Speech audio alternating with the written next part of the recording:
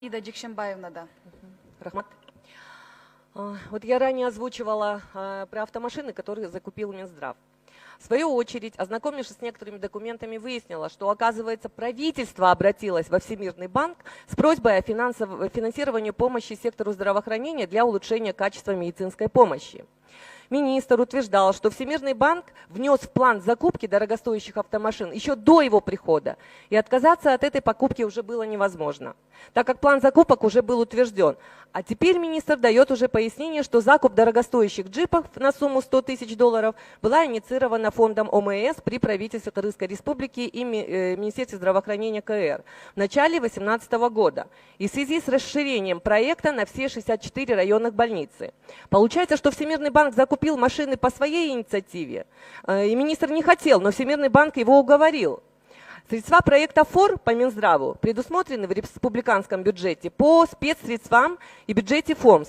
И именно Минздрав принимает политическое решение и несет ответственность при осуществлении закупок и проведении тендеров в рамках проекта ФОР.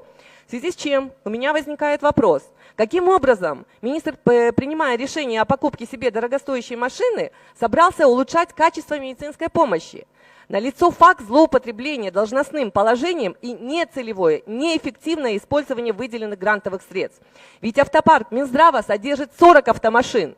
Не исключаю, что там и автопарк районных подразделений, но хочу остановиться на автомашинах, закрепленных за Минздравом.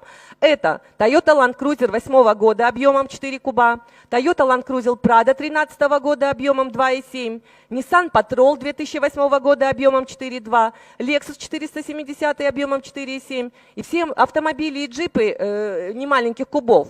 На данные автомобили заливаются ГСМ из бюджета ведь.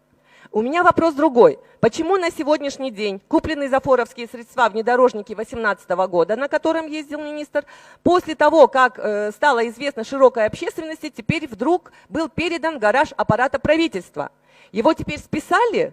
Можно так назвать? Прошу дать протокольное поручение, почему до сегодняшнего дня не выяснены правоохранительными органами целесообразность и обоснованность покупки этих автомобилей. Почему министерство в целях рационального использования не выделило свои автомобили в регионы.